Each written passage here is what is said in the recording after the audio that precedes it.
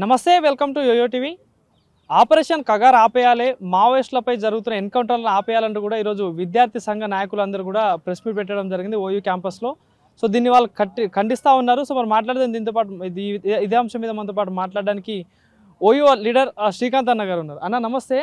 So ఈ operation Kagar ఆపేయాలంటూ ప్రధానంగా demand చేస్తూ ఉన్నారు. గత కొన్ని రోజులుగా మీరు ప్రెస్ మీట్లు కూడా పెడతా ఉన్నారు. సో ఏం చెప్పదలుచుకున్నారు దీని మీద? ఏ దేశమైనా ఆ రాజ్యాంగానికి లోబడి పరిపాలన జరుగుతుంది. కానీ ఏ దేశ రాజ్యాంగంలో కూడా తన బిడ్డలు తాను చంపుకోవాలని లేదు. కానీ మోడీ బీజేపీ ప్రభుత్వం అధికారంలోకి వచ్చిన తర్వాత కేవలం తన బిడ్డలు తాను చంపేయాలి.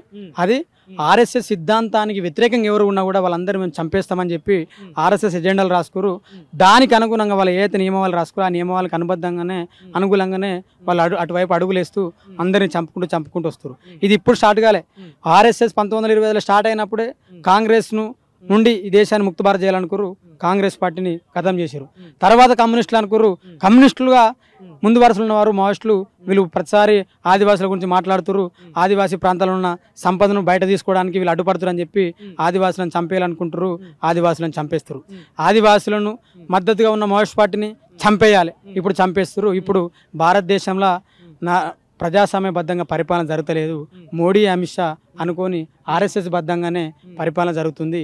ఆర్ఎస్ఎస్ బద్ధంగా ఈ దేశంలో ఉన్న కమ్యూనిస్టులు అందరినీ చంపేయాలని వాళ్ళు ఎజెండా పెట్టుకురు. దానిలో ముందు వరుసలో ఉన్న మావోయిస్టులందరినీ కూడా ఇప్పుడు చంపేస్తారు.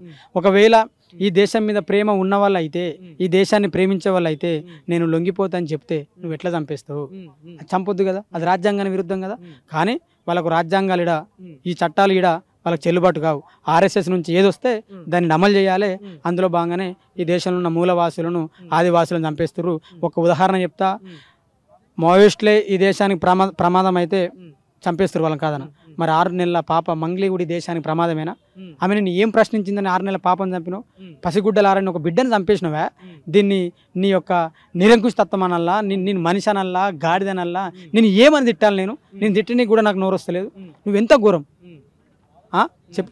ఈ దేశంలో మోడీ అమిత్ షా వీళ్ళిద్దరు కూడా నరహంతకుడు నరేంద్ర మోడీ, అమిత్ షా కూడా నరహంతకుడు. వీళ్ళందరూ కూడా ప్రజాస్వామ్యబద్ధంగా పాలకులు కాలేదు.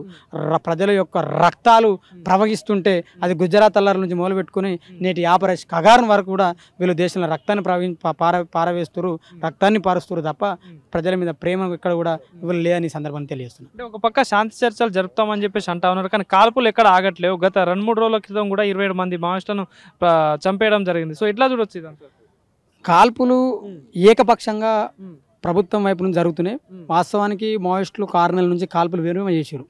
ఒకవేళ కాల్పులు వాళ్ళు విరింపజేయకపోతే ఒక్క పోలీస్ అయినా చచ్చిపోడా? చెప్పండి. ఎందుకు మరి వాళ్ళు చనిపోతలేరు? ఈ దేశ ప్రజల కోరిక మేరకు, ఈ దేశ ప్రజల సూచన మేరకు, ఇక్కడున్న మేధావుల సూచన మేరకు 6 నెలలు మేము కాల్పులు విరమణ చేస్తామని చెప్పి శాంతి చర్చలకు మావోయిస్టులు ముందుకు వచ్చారు. వాళ్ళకి కదా ఈ దేశం మీద ప్రేమ ఉంది.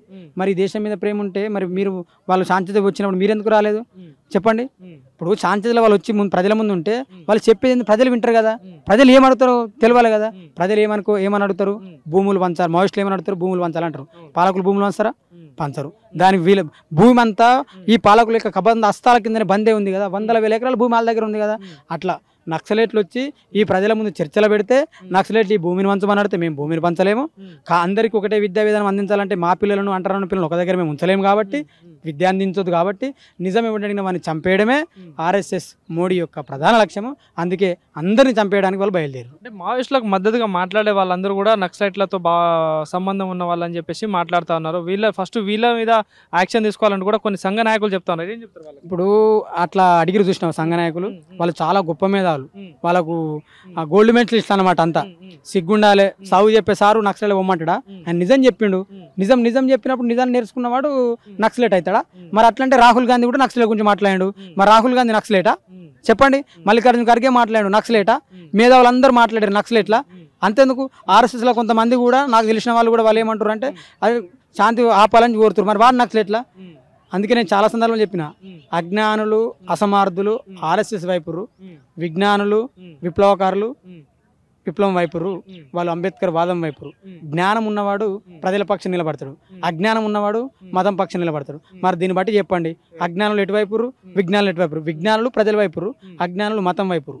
సో మొన్న జరిగిన ఎన్కౌంటర్లో కూడా ఏదైతే సంబంధించిన బలగాలను అభినందిస్తూ ఉన్నారు ప్రధానమంత్రి కానీ ఏదైతే అమిత్ షా ఇద్దరు కలిసి కూడా అభినందిస్తూ ఉన్నారు, అదేవిధంగా సంబరాలు చేస్తూ ఉన్నారు వాళ్ళని చంపేసి కూడా. సో ఏంటి ఇట్లా చూసినప్పుడు ఏమనిపిస్తుంది? ఇది చూసినప్పుడు చాలా బాధ అనిపిస్తుంది. ఎందుకంటే ఒక చిన్న ఉదాహరణ చెప్తా.